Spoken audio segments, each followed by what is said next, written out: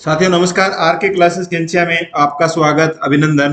आज हम इस वीडियो में एनसीईआरटी हिस्ट्री क्लास 6 के 100 मोस्ट इम्पोर्टेंट क्वेश्चन हैं, उनको टेस्ट के माध्यम से हम हल करेंगे। आप वीडियो को लाइक कर दीजिए और अपने दोस्तों में शेयर कर दीजिए। जिन साथियों ने अभी तक चैनल को सब्सक्राइब नहीं किया है वो चैनल को सब्सक्राइब जरूर करें। हमारे टेलीग्राम चैनल एग्जाम विजन को भी ज्वाइन कीजिए और एग्जाम विजन ऐप भी आप डाउनलोड कर लीजिए। तो शुरू करते हैं। क्वेश्चन नंबर 1 देखिए, हड़प्पा सभ्यता का निर्माण लगभग कितने साल पहले हुआ था? हड़प्पा सभ्यता का जो निर्माण है वो कितने साल पहले हुआ? आंसर दीजिए।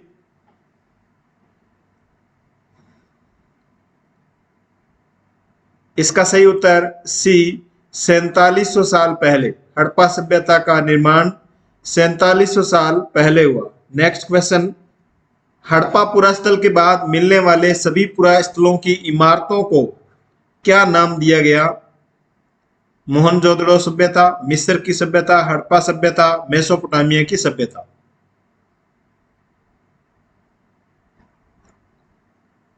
इसका सही उत्तर सी हड़प्पा सभ्यता।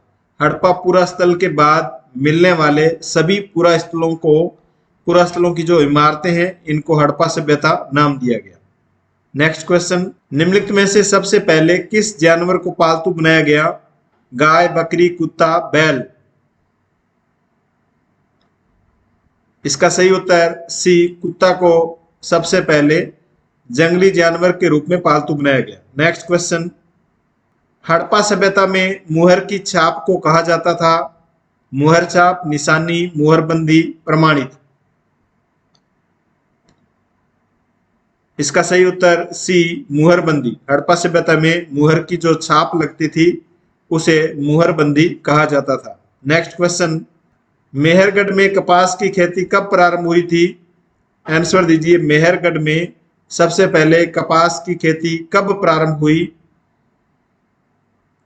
इसका सही उत्तर सी 7000 साल पहले। मेहरगढ़ में कपास की जो खेती है वो 7000 साल पहले प्रारंभ हुई। नेक्स्ट क्वेश्चन, हड़प्पा कालीन मनके बनाए जाते थे? हड़प्पा कालीन मनके किसके बनाए जाते थे?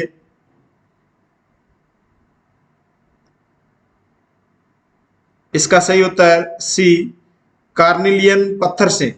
हड़प्पा कालीन जो मनके बनाए जाते थे वह कार्निलियन पत्थर से बनाए जाते थे। नेक्स्ट क्वेश्चन, हड़प्पीय नगर शिल्प के संदर्भ में निम्नलिखित कथनों पर विचार कीजिए। सोने और चांदी के गहने और बर्तन बनाए जाते थे। हड़प्पीय नगर में जो शिल्प कला थी उसके अंतर्गत सोने और चांदी के गहने और बर्तन बनाए जाते थे।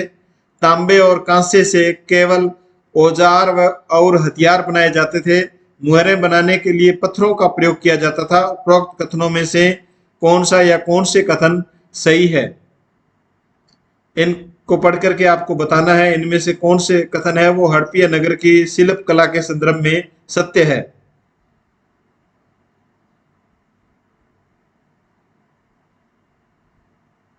इसका सही उत्तर बी केवल 1 और 3। एक कथन 1 सत्य है और कथन 3 सत्य है। कथन 2 सत्य क्यों नहीं है? देखिए, तांबे और कांसे से केवल औजार बनाए जाते थे, औजार और हथियार बनाए जाते थे। तो केवल यहाँ आ गया, इसलिए ये सही नहीं है क्योंकि तांबे और कांसे से औजार और हथियार के साथ साथ बर्तन भी बनाए जाते थे। नेक्स्ट क्वेश्चन, निम्नलिखित में से किस हड़प्पीय स्थल से एक कढ़ाईदार वस्त्र पहने एक महत्वपूर्ण व्यक्ति की पत्थर से बनी मूर्ति प्राप्त हुई है? कढ़ाईदार वस्त्र पहने हुए हैं हड़प्पा से, मोहनजोदड़ो, धोलावीरा, कालीबंगा से। इसका सही उत्तर बी मोहनजोदड़ो से। कढ़ाईदार वस्त्र पहने एक पत्थर की व्यक्ति की मूर्ति कहां से प्राप्त हुई है? मोहनजोदड़ो से। नेक्स्ट क्वेश्चन, हड़प्पा से प्राप्त बाट और मनकों के संदर्भ में निम्नलिखित कथनों पर विचार करना है। बाटों को बनाने के लिए सामान्यतः चूना पत्थरों का प्रयोग किया गया। मनकों के निर्माण में कार्नेलियन पत्थरों का प्रयोग हुआ था। उपरोक्त में से कौन से कथन सही है ये आपको बताना है।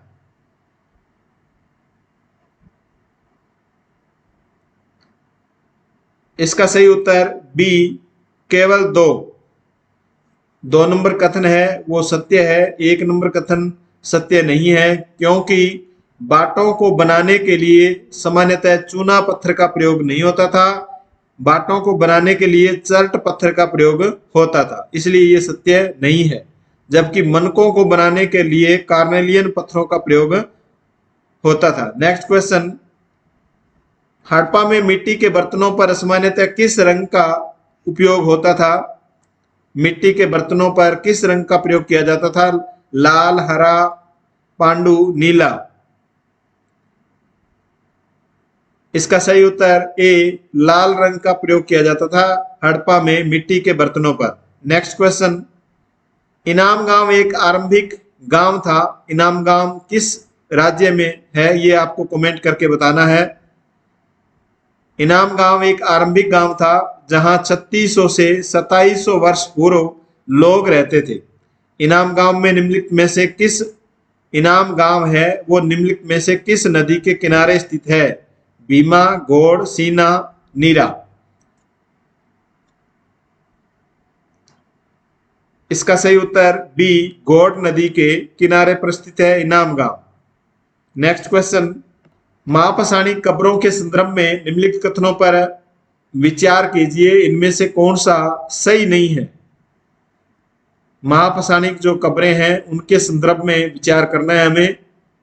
महापसाणिक कब्रों से प्राप्त चीजें दफनाए गए लोगों की सामाजिक स्थिति में भिन्नता को दर्शाती है। कुछ महापसाणिक कब्रों से एक ही परिवार के कई लोगों के कंकाल मिले हैं। कब्रों पर गोलाकार चट्टाने या खड़ी चट्टान रखकर चिन्ह बनाए जाते थे ताकि लोग आवश्यकता अनुसार शवों को दफनाने दोबारा आ सके। कब्रों में दोबारा जाने के लिए एक रास्ता होता था जिसे डेथ हॉल के नाम से जाना जाता था। कौन सा कथन सत्य नहीं है? आंसर दीजिए।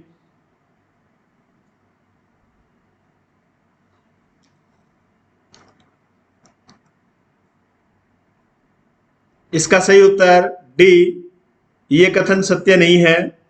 ये कथन सत्य नहीं है। कब्रों में दोबारा जाने के लिए एक रास्ता होता था जिसे डेथ हॉल के नाम से जाना जाता था। डेथ हॉल नहीं, यहां पर पोर्ट हॉल आएगा।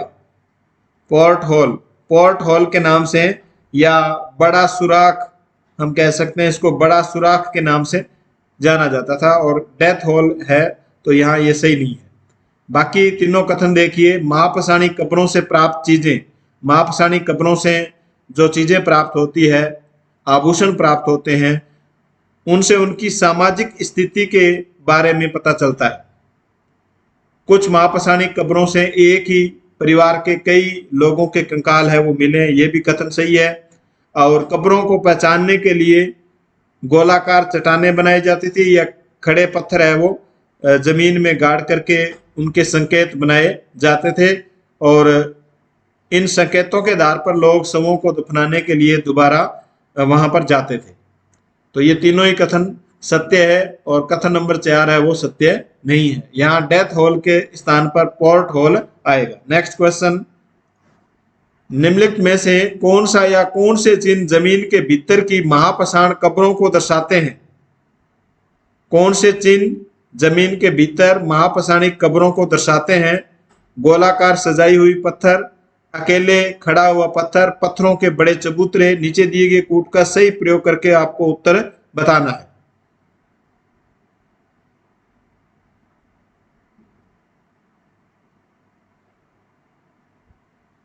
इसका सही उत्तर बी केवल एक और कथन दो, यानी केवल एक और दो कथन है वो सत्य है, सही उत्तर है, जबकि ये सही नहीं है।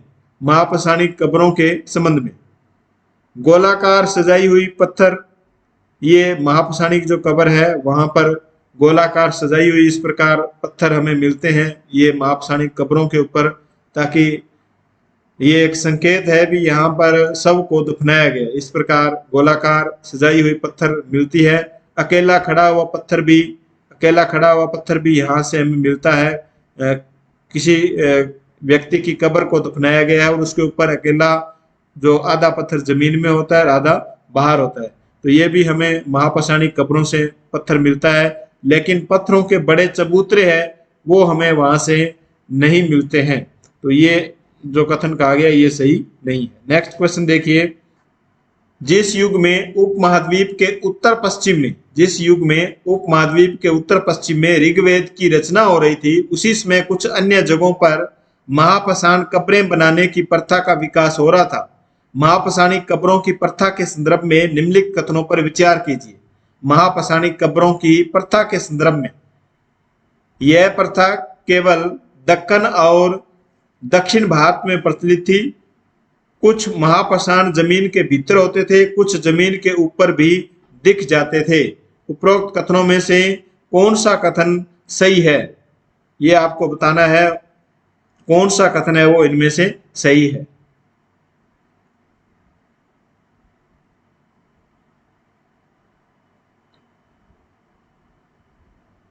इसका सही उत्तर बी, केवल दो नंबर कथन है वो सही है।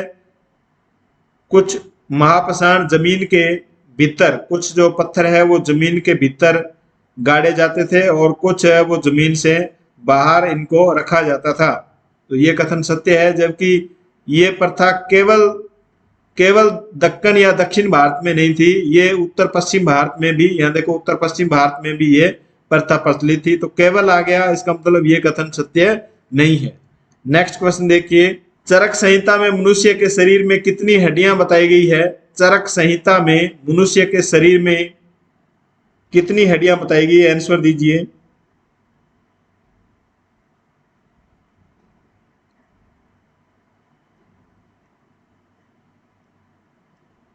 इसका राइट आंसर सी, 360 हड्डियां। चरक संहिता के अनुसार मनुष्य के शरीर में 360 हड्डियां बताई गई है, जबकि प्राणी शास्त्र विज्ञान के अनुसार 206 हड्डियां हैं वो बताई गई है। नेक्स्ट क्वेश्चन, कश्मीर में प्राप्त ऋग्वेद की पांडुलिपि पर किन दो नदियों तथा विश्वामित्र नाम ऋषि के बीच संवाद का वर्णन है?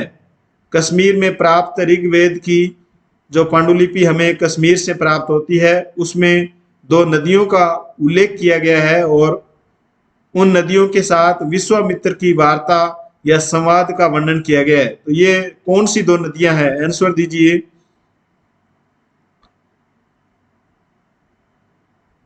इसका सही उत्तर बी, सतलुज और व्यास। इन दो नदियों का विश्वामित्र के साथ वार्ता में उल्लेख किया गया है। नेक्स्ट क्वेश्चन, ऋग्वेद की प्राप्त हुई पांडुलिपियों को कहाँ सुरक्षित रखा गया है? ऋग्वेद से जो पांडुलिपियां प्राप्त हुई है इनको कहाँ सुरक्षित रखा गया है? आंसर दीजिए।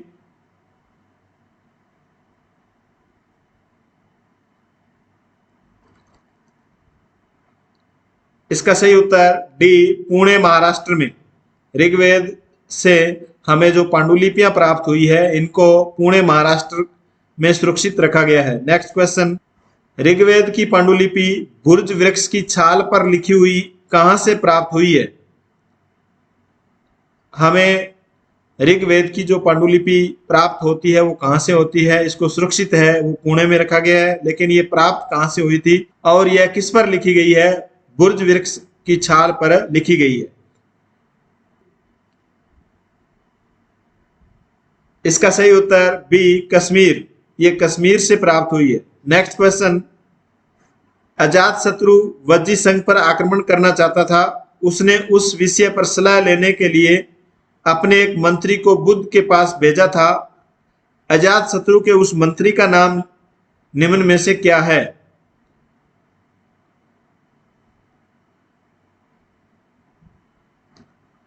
इसका सही उत्तर सी, वस्कार। अजातशत्रु के मंत्री का नाम क्या है? वस्कार है। नेक्स्ट क्वेश्चन, दिग् निकाय निम्नलिखित में से क्या है? जैन ग्रंथ, बौद्ध ग्रंथ, ब्राह्मण ग्रंथ, उपनिषद।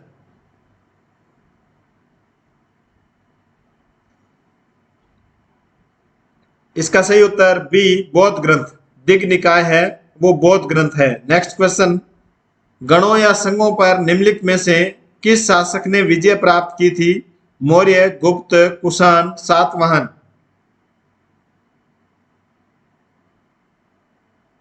इसका सही उत्तर बी, गुप्त शासकों ने। गणों या संघों पर गुप्त शासकों ने विजय प्राप्त की थी। नेक्स्ट क्वेश्चन, गण या संघ के संदर्भ में निम्नलिखित कथनों पर विचार कीजिए। एक ही शासक के अधीन एक विशाल राज्य क्षेत्र गण या संघ कहलाता था। एक ही शासक के अधीन एक विशाल राज्य क्षेत्र को गण या संघ कहा जाता था। बुद्ध तथा महावीर दोनों ही गण या संघ से संबंधित थे। उपरोक्त कथन में से कौन सा कथन है वो सही है?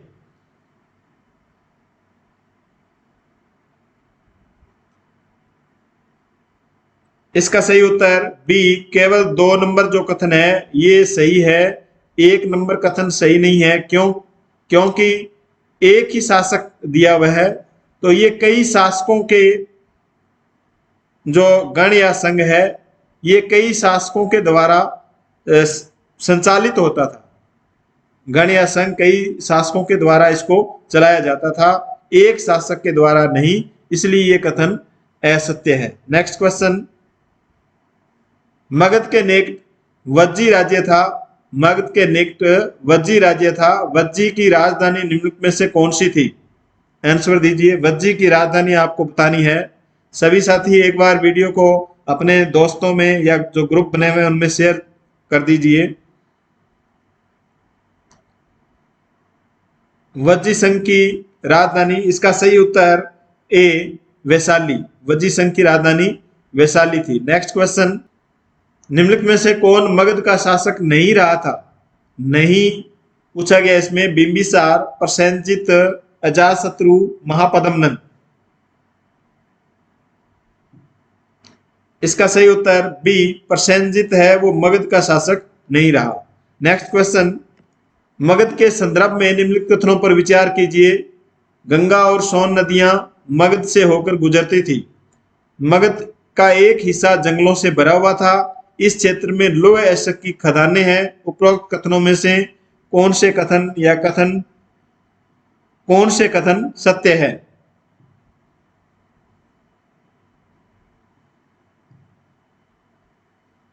इसका सही उत्तर डी, 1, 2 और 3, यानी तीनों ही कथन है वो सत्य है। गंगा और सोन नदियां मगध से होकर गुजरती थी। मगध का एक हिस्सा जंगलों से भरा हुआ था और यहाँ से क्या प्राप्त हुई थी? लौह अयस्क की खदानें हैं, वो यहाँ विस्तृत रूप से या विस्तारित रूप से हमें प्राप्त होती है। नेक्स्ट क्वेश्चन, महाजनपदीय युग में कृषि क्षेत्र में 2 बड़े परिवर्तन आए। महाजनपद काल में कृषि क्षेत्र में 2 बड़े परिवर्तन आए। इन परिवर्तनों के संदर्भ में आपको विचार करना है। हल के फाल अब लोहे के बनने लगे थे। लोगों ने धान की कृषि बीज छिड़ककर करने के बजाय धान के पौधों को रोपण शुरू कर दिया था। उपरोक्त कथनों में से कौन से कथन सही है?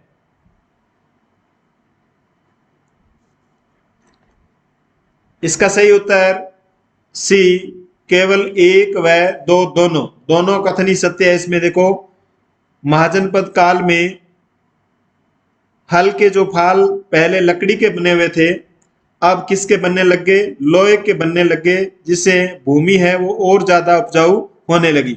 लोगों ने धान की कृषि पहले बीज छिड़कर कृषि करते थे, खेती करते थे धान की, लेकिन अब पौधों का रोपण है वो शुरू कर दिया गया था। यानी महाजनपद काल में पौधों का रोपण शुरू कर दिया गया था। तो दोनों ही कथन क्या है? सही है। नेक्स्ट क्वेश्चन, पुरातत्वविदों ने जनपद नामक इकाइयों की कई बस्तियों की खुदाई की। पुरातत्वविदों ने जनपद नाम की कई बस्तियां हैं उनकी खुदाई की। यह जनपदीय बस्ती या बस्तियां निम्नलिखित में से किस या किन स्थान पर स्थित है? पुराना किला दिल्ली में, हस्तिनापुर मेरठ में, अंतरजीत खेड़ा एटा उत्तर प्रदेश में। इनमें से आपको बताना है कि ये जो जनपद नामक इकाइयां या बस्तियां बसी हुई थी ये इनमें से किन स्थानों पर थी? इसका सही उत्तर सी, 1, 2 और 3, तीनों स्थानों पर, तीनों ही कथन सही है। इसमें पुराना किला दिल्ली, हस्तिनापुर मेरठ और अंतरजीत खेड़ा एटा उत्तर प्रदेश, इन तीनों स्थानों पर जनपद नामक इकाइयों की बस्तियां हैं वो हमें खुदाई से प्राप्त होती है। नेक्स्ट क्वेश्चन, वैदिक काल के संदर्भ में निम्नलिखित कथनों पर विचार कीजिए। ब्राह्मणों द्वारा बनाई गई वर्ण व्यवस्था सभी के द्वारा पूर्णतः स्वीकार नहीं की गई। उपमहाद्वीप के पूर्वोत्तर क्षेत्रों में पुरोहितों का प्रभाव बहुत सीमित था। उपरोक्त कथनों में से कौन सा कथन सही है?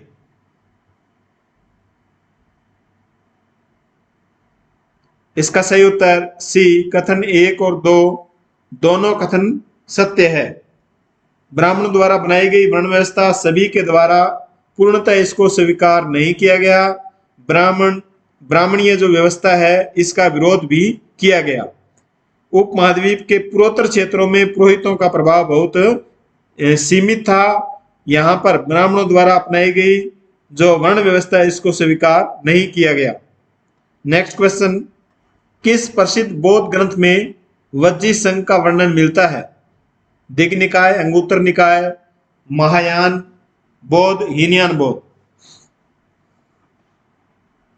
इसका सही उत्तर ए, दिग् निकाय में हमें वज्जी संघ का वर्णन है वो बौद्ध ग्रंथ दिग् निकाय से मिलता है। नेक्स्ट क्वेश्चन, महाजनपद काल में कृषि हेतु हल के फाल किसके बनना शुरू हो गए थे? लकड़ी के, पत्थर के, लोहे के, टिन के। महाजनपद काल में कृषि के जो हल है वह इससे पहले लकड़ी के बने हुए थे, लेकिन महाजनपद काल में ये किसके बनने लगे? लोहे के। नेक्स्ट क्वेश्चन, महाजनपद काल में फसल कर लिया जाता था, आंसर दीजिए। उपज का कितना भाग है वो फसल कर के रूप में लिया जाता था? इसका सही उत्तर सी, उपज का 1/6 भाग। उपज का 1/6 भाग कर के रूप में लिया जाता था महाजनपद काल में। नेक्स्ट क्वेश्चन, महात्मा बुद्ध का जन्म किस गण में हुआ? मग, मल्ल, मौर्य, शाक्य। इसका सही उत्तर डी, शाक्य गण में। महात्मा बुद्ध का जन्म शाक्य गण में होता है। नेक्स्ट क्वेश्चन, सिकंदर ने भारत पर कब आक्रमण किया? आंसर दीजिए। सिकंदर ने भारत पर कब आक्रमण किया? इसका सही उत्तर सी, 326 ईसा पूर्व में। 326 ईसा पूर्व में सिकंदर द्वारा भारत पर आक्रमण किया गया। नेक्स्ट क्वेश्चन, उत्तर वैदिक काल में वर्ण व्यवस्था किस पर आधारित थी? कर्म पर, जन्म पर, शिक्षा पर, धन पर। उत्तर वैदिक काल में वर्ण व्यवस्था किस पर आधारित थी? इसका सही उत्तर बी, जन्म पर आधारित थी। ऋग्वैदिक काल में 2 काल थे, उत्तर वैदिक काल और ऋग्वैदिक काल। ऋग्वैदिक काल में वर्ण व्यवस्था है वो कर्म पर आधारित थी, जबकि उत्तर वैदिक काल में ये जन्म पर आधारित हो जाती है। नेक्स्ट क्वेश्चन, उत्तर वैदिक काल में महिलाओं को किसके समान समझा जाता था? ब्राह्मणों के समान, क्षत्रियों के समान, वैश्यों के समान, शूद्रों के समान। उत्तर वैदिक काल में इसका सही उत्तर शूद्रों के समान समझा जाता था उत्तर वैदिक काल में महिलाओं को। Next question, Frederick Max Muller के अनुसार भारतीय दर्शन की 6 शाखाओं का विकास कई पीढ़ियों के दौरान हुआ। यह कहाँ के विद्वान थे? मैक्स मुलर, जिन्होंने भारतीय दर्शन की कितनी शाखाएं बताई? 6 शाखाएं बताई। मैक्स मुलर कहाँ के निवासी थे, कहाँ के विद्वान थे? इसका सही उत्तर बी, जर्मन मूल के ब्रिटिश। जर्मन मूल के, मूल रूप से ये जर्मन के थे और ब्रिटिश में रहते थे। तो ये मैक्स मुलर है, इन्होंने भारतीय दर्शन की 6 शाखाएं बताई है। नेक्स्ट क्वेश्चन, भारतीय न्याय दर्शन का रचयिता कौन है? पतंजलि, कपिल, गौतम, जैमिनी। भारतीय न्याय दर्शन का रचयिता, इसका सही उत्तर सी, गौतम। नेक्स्ट क्वेश्चन, कार्ले की गुफाएं किस राज्य में स्थित है? महाराष्ट्र, गुजरात, तमिलनाडु, कर्नाटक में। इसका सही उत्तर ए, महाराष्ट्र में। कार्ले की गुफाएं महाराष्ट्र राज्य में है। नेक्स्ट क्वेश्चन, संघ में रहने वाले बौद्ध भिक्षुओं के लिए बनाए गए नियम किस ग्रंथ में मिलते हैं? सुत्त पिटक, विनय पिटक, अधिधम्म पिटक, उपरोक्त सभी। ये तीनों त्रिपिटक है, इन्हें त्रिपिटक कहा जाता है। इनमें कौन सा ग्रंथ है, कौन सा पिटक है जिसमें बौद्ध धर्म के जो भिक्षु है उनके नियम बताए गए हैं? इसका सही उत्तर बी, विनय पिटक में। नेक्स्ट क्वेश्चन, जैन तथा बौद्ध धर्म के लोग गृह त्याग के बाद जिस स्थान पर रहते थे उसे कहा जाता था? मठ, संघ, धर्मशाला, विहार। इसका सही उत्तर बी, संघ में रहते थे। जैन और बौद्ध धर्म के लोग घर त्यागने के बाद में संघ में रहते थे। नेक्स्ट क्वेश्चन, वर्तमान रूप में उपलब्ध जैन धर्म की शिक्षाएं लगभग 1500 वर्ष पूर्व कहां पर लिखी गई? वर्तमान में जो जैन धर्म की शिक्षाएं हमें प्राप्त होती है लिखी हुई, वह कहां से प्राप्त हुई है? इसका सही उत्तर ए वल्लभी गुजरात में। ये जो जैन धर्म की शिक्षाएं आज से 1500 वर्ष पूर्व लिखी गई, ये हमें वल्लभी गुजरात से प्राप्त होती है, यहां पर ये लिखी गई। नेक्स्ट क्वेश्चन, चंद्रगुप्त मौर्य ने कितने साल पहले मौर्य वंश की स्थापना की? बताइए, चंद्रगुप्त मौर्य ने कितने साल पहले मौर्य वंश की स्थापना की? इसका सही उत्तर सी 2300 साल पहले। चंद्रगुप्त मौर्य ने आज से 2300 साल पहले मौर्य वंश की स्थापना की। नेक्स्ट क्वेश्चन, चंद्रगुप्त मौर्य ने किसकी सहायता से मगध पर मौर्य वंश की स्थापना की? कौटिल्य, घनानंद, मेगस्थनीज, बृहद्रथ। इसका सही उत्तर ए कौटिल्य की सहायता से। नेक्स्ट क्वेश्चन, अर्थशास्त्र नामक ग्रंथ के रचयिता कौन है? अशोक महान, चंद्रगुप्त मौर्य, कौटिल्य, मेगस्थनीज। अर्थशास्त्र ग्रंथ के रचयिता, इसका सही उत्तर सी कौटिल्य, जिसे विष्णुगुप्त के नाम से भी जाना जाता है, चाणक्य के नाम से भी जाना जाता है। नेक्स्ट क्वेश्चन, मौर्य वंश के निम्नलिखित में से कौन से महान शासक हुए? चंद्रगुप्त मौर्य, बिंदुसार मौर्य, अशोक मौर्य। उपरोक्त सभी मौर्य वंश के महान शासक कौन थे? इसका सही उत्तर डी उपरोक्त सभी शासक है वो महान थे। नेक्स्ट क्वेश्चन, तक्षशिला किसकी राजधानी थी? अवंती, कौशल, गंधार, कंबोज की। तक्षशिला किसकी राजधानी थी?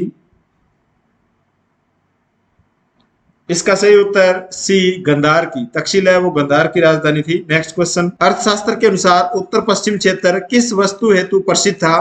कीमती पत्थर, सोने, तांबे, कंबल। इसका सही उत्तर डी कंबल के लिए। अर्थशास्त्र के अनुसार उत्तर पश्चिम जो क्षेत्र है वह कंबल के लिए प्रसिद्ध था। नेक्स्ट क्वेश्चन, कौटिल्य के अर्थशास्त्र के अनुसार दक्षिणी भारत किस वस्तु के लिए प्रसिद्ध था? अर्थशास्त्र के अनुसार दक्षिणी जो भारत है वह किस वस्तु के लिए प्रसिद्ध था? कंबल, घोड़े, सोने और कीमती पत्थर, खजान फसलों के लिए। इसका सही उत्तर सी सोने और कीमती पत्थर के लिए दक्षिणी भारत है वो अर्थशास्त्र के अनुसार, कौटिल्य के अर्थशास्त्र ग्रंथ के अनुसार ये यहाँ पर ये जो स्थान है दक्षिणी भारत है वो प्रसिद्ध था। किसके लिए? सोने और कीमती पत्थर के लिए। नेक्स्ट क्वेश्चन, मेगस्थनीज किसके दरबार में यूनानी राजदूत था? सेल्यूकस निकेटर, चंद्रगुप्त मौर्य, अशोक महान, बिंदुसार। इसका सही उत्तर बी चंद्रगुप्त मौर्य के दरबार में यूनानी राजदूत था मेगस्थनीज। नेक्स्ट क्वेश्चन, मेगस्थनीज किसका राजदूत था जो चंद्रगुप्त मौर्य के दरबार में उपस्थित था? फिलाडेल्फिया, सेल्यूकस निकेटर, सिकंदर, कोई नहीं। इसका सही उत्तर बी सेल्यूकस निकेटर का। नेक्स्ट क्वेश्चन, किस ग्रंथ के अनुसार मौर्यकालीन राजा हथियारबंद महिलाओं से घिरे होते थे? क्वेश्चन ऐसे भी पूछा जा सकता है, कौन से वंश के राजा है वो हथियारबंद महिलाओं से घिरे हुए थे या उनके जो रक्षक है वो महिलाएं थी? तो मौर्यकालीन राजा ये किस ग्रंथ में लिखा गया है? इसका सही उत्तर बी इंडिका में। नेक्स्ट क्वेश्चन, मेगस्थनीज के अनुसार कौन सा मौर्यकालीन नगर 570 बुर्ज तथा 64 द्वार वाला था? मेगस्थनीज ने लिखा है कि एक मौर्यकालीन नगर ऐसा था जिसमें 570 बुर्ज थे और 64 द्वार थे। मगध, अवंती, पाटलिपुत्र, वाराणसी। किस मौर्यकालीन नगर के बारे में ऐसा कहा गया है? इसका सही उत्तर सी पाटलिपुत्र के बारे में। नेक्स्ट क्वेश्चन, भारत के किस प्रधानमंत्री ने लिखा है कि उनके धर्मादेश आज भी हमसे एक ऐसी भाषा में बात करते हैं जिन्हें हम समझ सकते हैं और जिनसे हम बहुत कुछ सीख सकते हैं? ये भारत के किस प्रधानमंत्री ने लिखा है? इसका सही उत्तर ए पंडित जवाहरलाल नेहरू। पंडित जवाहरलाल नेहरू ने ये लिखा है कि उनके धर्मादेश आज भी हमसे एक ऐसी भाषा में बात करते हैं जिन्हें हम समझ सकते हैं और जिनसे हम बहुत कुछ सीख सकते हैं। किनके धर्मादेश? ये मौर्यकालीन शासकों यानी अशोक के धर्मादेश। नेक्स्ट क्वेश्चन, उपमहाद्वीप में लोहे का प्रयोग लगभग कितने साल पहले शुरू हुआ? आंसर दीजिए। इसका सही उत्तर बी, लगभग 3000 साल पहले। उपमहाद्वीप में, भारतीय उपमहाद्वीप में लोहे का प्रयोग लगभग 3000 साल पहले शुरू हुआ। नेक्स्ट क्वेश्चन, महापाषाण कब्रों में किसके बने औजार और हथियार बड़ी संख्या में मिले हैं? पत्थर के, तांबे के, लोहे के, टिन के। इसका सही उत्तर सी, लोहे के बने औजार। महापाषाणी कब्रों में हमें लोहे के बने औजार और हथियार बड़ी संख्या में मिले हैं। नेक्स्ट क्वेश्चन, तमिल क्षेत्र में बड़े भूस्वामियों को क्या कहा जाता था? वेलल्ला, उणवार, कडेसियार, आदिमई। तमिल क्षेत्र में बड़े भू मालिक थे, भूस्वामी थे, उनको क्या कहा जाता था? इसका सही उत्तर ए, वेलल्ला कहा जाता था। नेक्स्ट क्वेश्चन, तमिल क्षेत्र में साधारण हलवाहों को क्या कहा जाता था? वेलल्ला, उणवार, कडेसियार, आदिमई। इसका सही उत्तर बी, उणवार। तमिल क्षेत्र में जो साधारण हलवाई थे, हल चलाने वाले थे, उनको उणवार कहा जाता था। नेक्स्ट क्वेश्चन, तमिल क्षेत्र में भूमिहीन मजदूरों को क्या कहा जाता था? उणवार तो जो भूमि के मालिक थे, स्वामी थे, उनको कहा जाता था। जो जिनके पास भूमि नहीं थी, मजदूर थे, उनको क्या कहा जाता था तमिल क्षेत्र में? इसका सही उत्तर सी, कडेसियार। इनको कडेसियार कहा जाता था। नेक्स्ट क्वेश्चन, तमिल क्षेत्र में आदिमई किसे कहा जाता था? तमिल क्षेत्र में आदिमई किसे कहा जाता था? भूस्वामियों को, हलवाओं को, भूमिहीन मजदूरों को, दासों को। ये सभी शब्दावली है वो आपको अच्छी तरह से याद करनी है, तमिल शब्दावली।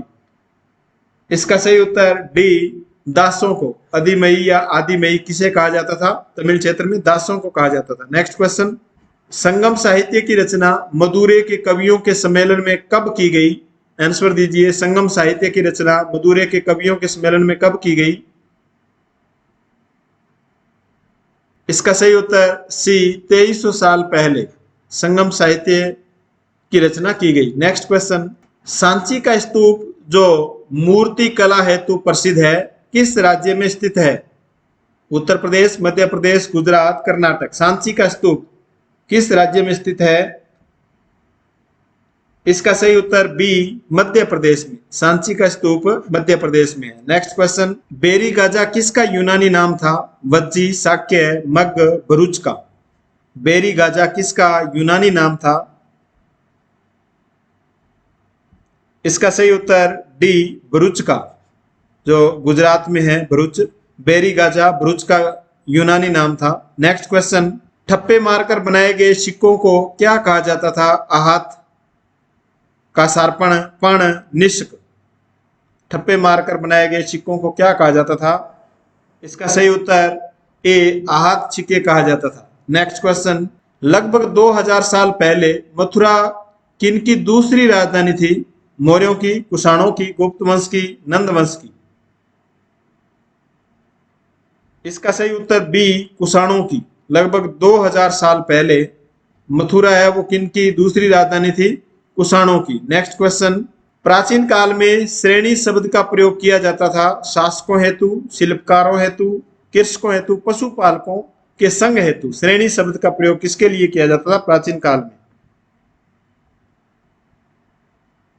इसका सही उत्तर बी, शिल्पकारों हेतु।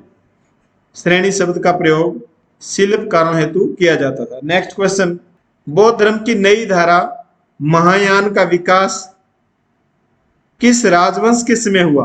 बौद्ध धर्म की नई धारा महायान का विकास किस राजवंश के समय हुआ? चालुक्य, सातवाहन, कुषाण, प्रतिहार।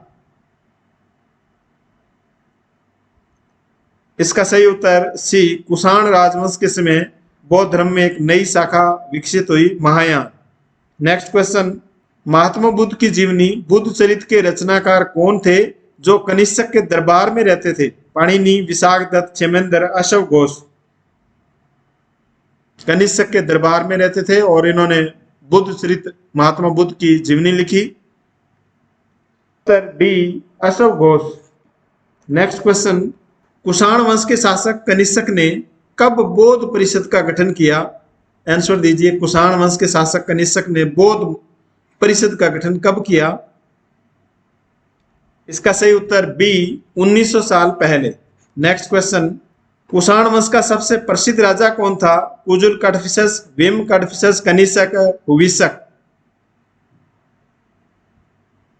इसका सही उत्तर सी, कनिष्क। कनिष्क कुषाण वंश का सबसे प्रसिद्ध शासक था। और भीम कड़फिसस है वो कुषाण वंश का संस्थापक था। कुजुल कड़फिसस ये भी कुषाण वंश का महान शासक था। हुविष्क भी कुषाण वंश का शासक था। नेक्स्ट क्वेश्चन, सिल्क रूट पर नियंत्रण करने वाले शासकों में सबसे प्रसिद्ध कौन थे? जो व्यापारी सिल्क का व्यापार करते थे, इन व्यापारियों को ये जो शासक है वो टैक्स लेने के लिए, इस मार्ग का टैक्स लेते थे। टैक्स लेने के लिए ये व्यापारी इन सिल्क रूट पर नियंत्रण कर लेते थे और इन व्यापारियों से ये जो शासक है वो क्या लेते थे? टैक्स लेते थे। तो सबसे प्रसिद्ध ऐसे कौन से शासक थे जो इन व्यापारियों से सिल्क रूट पर नियंत्रण करके टैक्स लिया करते थे? इसका सही उत्तर बी, कुषाण वंश के शासक। नेक्स्ट क्वेश्चन, रोम के शासकों तथा धनी लोगों के बीच रेशमी कपड़े पहनने का एक फैशन कब बन गया था? रोम के शासकों और धनी लोगों के बीच रेशमी कपड़े ये ज्यादा पहनते थे, इनका एक फैशन बन गया था। कब? इसका सही उत्तर डी, आज से 2000 साल पहले। नेक्स्ट क्वेश्चन, संगम साहित्य में कौन सा एक तमिली शब्द है जिसका अर्थ तीन मुखिया है? तीन मुखिया यानी चोल, चेर और पांड्य, ये तीन मुखिया है। ऐसा कौन सा तमिली शब्द है? उणवार, कडेसियार, मूवेंदार, आदिमई।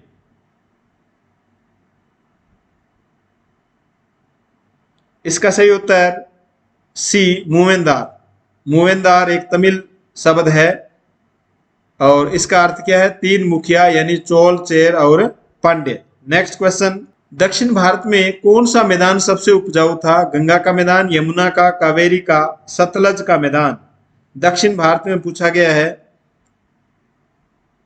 इसका सही उत्तर सी, कावेरी का मैदान। कावेरी नदी ये दक्षिण भारत में है, जबकि गंगा, यमुना, सतलज ये उत्तर भारत में है। इसका उत्तर आप आसानी से दे सकते हैं। दक्षिण भारत में कौन सी नदी है? कावेरी नदी है। तो कावेरी का मैदान है वो दक्षिण भारत का सबसे उपजाऊ मैदान है। नेक्स्ट क्वेश्चन, प्राचीन काल में रोमन साम्राज्य से संबंधित सोने के सिक्के भारत के किस क्षेत्र से प्राप्त हुए? उत्तरी भारत में, दक्षिण भारत, पूर्वी भारत, पश्चिमी भारत। रोमन साम्राज्य से संबंधित सोने के सिक्के हमें प्राप्त होते हैं प्राचीन काल में। इसका सही उत्तर बी, दक्षिणी भारत में। रोमन साम्राज्य के सिक्के हमें कहां से प्राप्त होते हैं? दक्षिणी भारत से हमें प्राप्त होते हैं। नेक्स्ट क्वेश्चन, काली मिर्च की सर्वाधिक मांग किस साम्राज्य में थी जहां इसे काले सोने के नाम से पुकारा जाता था? अमेरिका, रोमन, ऑस्ट्रेलिया, सऊदी अरब। इसका सही उत्तर बी, रोमन में। क्वेश्चन, प्राचीन काल में भारत का कौन सा क्षेत्र सोना, मसाले, खास तौर पर काली मिर्च और कीमती पत्थरों के लिए प्रसिद्ध था? पूर्वी भारत, पश्चिमी भारत, उत्तरी भारत और दक्षिणी भारत।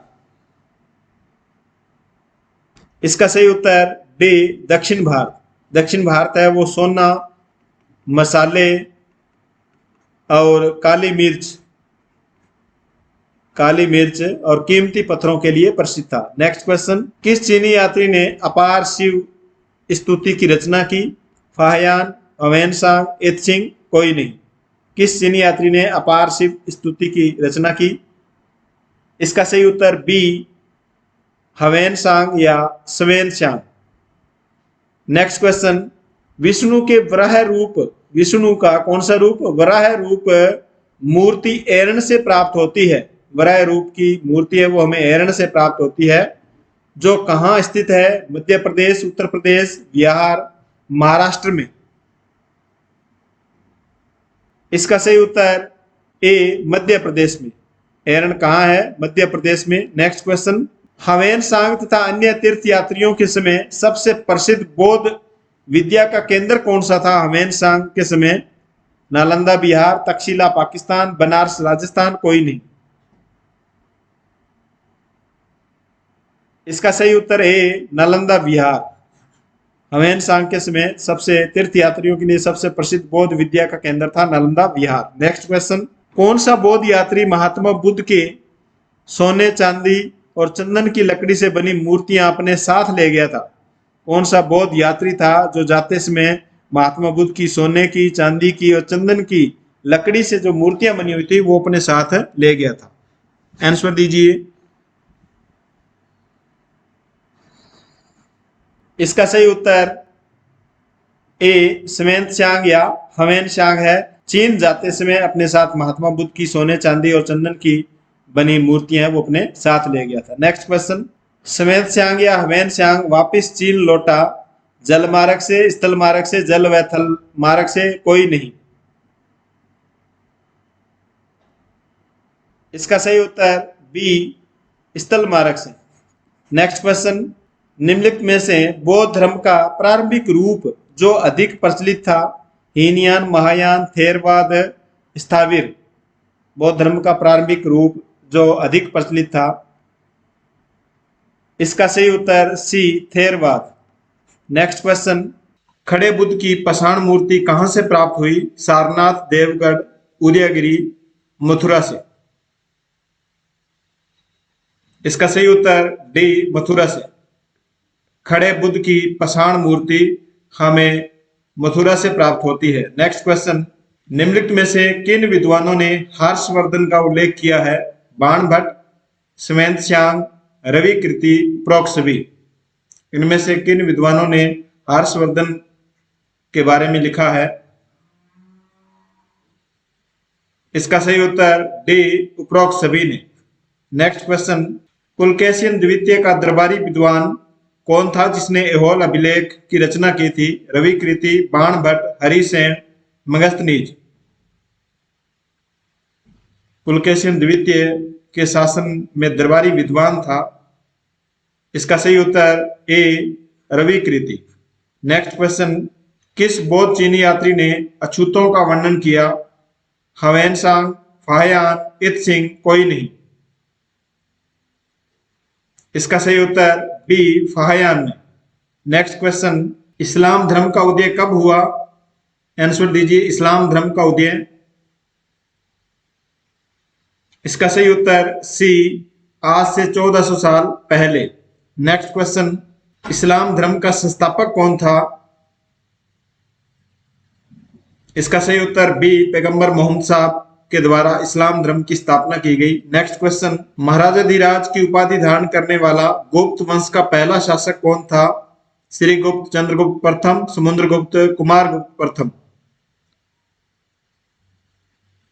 इसका सही उत्तर बी चंद्रगुप्त प्रथम। नेक्स्ट क्वेश्चन, समुद्रगुप्त के पिता का क्या नाम था? आंसर दीजिए। समुद्रगुप्त के पिता का नाम,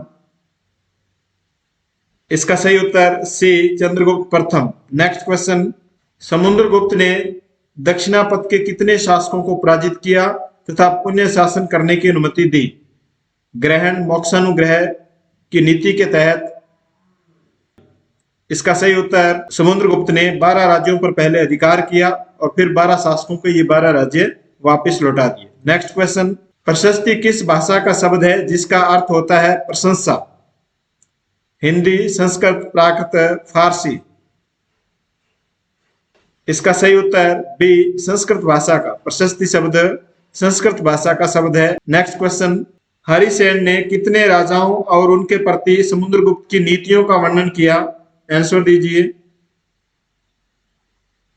इसका सही उत्तर सी 4 राजाओं के। नेक्स्ट क्वेश्चन, इलाहाबाद में अशोक स्तंभ पर खुदे अभिलेख में किस गुप्त शासक की जानकारी मिलती है? इसका सही उत्तर सी समुद्रगुप्त के बारे में। नेक्स्ट क्वेश्चन, हर्षवर्धन को चालुक्य नरेश पुलकेशिन द्वितीय ने किस नदी के आगे बढ़ने से रोक दिया था? हर्षवर्धन को चालुक्य नरेश पुलकेशिन द्वितीय ने किस नदी से आगे बढ़ने से रोक दिया था? गंगा नदी, नर्मदा नदी, कृष्ण नदी, दामोदर नदी। इसका सही उत्तर बी नर्मदा नदी से। नेक्स्ट क्वेश्चन, पल्लव तथा चालुक्य भारत के किस क्षेत्र के महत्वपूर्ण राजवंश थे? पल्लव तथा चालुक्य उत्तरी भारत, पूर्वी भारत, पश्चिमी भारत, दक्षिणी भारत। इसका सही उत्तर डी, दक्षिण भारत के। पल्लव और चालुक्य दक्षिण भारत के महत्वपूर्ण राजवंश थे। नेक्स्ट क्वेश्चन, पल्लव राज्य की राजधानी कौन सी थी? मदुरै, कोचीपुरम, कनौज, अवंती। इसका सही उत्तर बी, पल्लव राज्य की राजधानी कांचीपुरम थी। नेक्स्ट क्वेश्चन, किस तमिल ग्रंथ में कनंगी द्वारा मदुरै शहर का विनाश किए जाने की जानकारी मिलती है? शिल्पाधिकारम ग्रंथ, मणिमेखलाई, महायान बौद्ध ग्रंथ, बुद्ध चरित में। इसका सही उत्तर है शिल्पाधिकारम नामक जो तमिल ग्रंथ है, इसमें कनंगी द्वारा मदुरै शहर के विनाश के बारे में जानकारी मिलती है। नेक्स्ट क्वेश्चन, संगम साहित्य की रचना किस समय अवधि में हुई थी? आंसर दीजिए। संगम साहित्य की रचना, इसका सही उत्तर सी, 300 ईसा पूर्व से 300 ईस्वी तक, 300 बीसी से 300 एडी के मध्य में। नेक्स्ट क्वेश्चन, प्रारंभिक मंदिरों में लोगों के इकट्ठा होने की जगह कहलाती थी मंडप, स्तूप, गर्भगृह, प्रदक्षिणा पथ। इसका सही उत्तर ए, मंडप।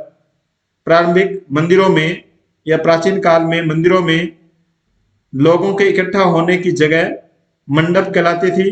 तो हमने 100 क्वेश्चन आज पढ़े। 100 में से आपके कितने क्वेश्चन सही होते हैं आप कमेंट करके जरूर बताएं। ये 100 क्वेश्चन आपको कैसे लगे ये भी आप कमेंट जरूर करें। मिलते हैं नेक्स्ट वीडियो में, तब तक के लिए धन्यवाद। जय हिंद।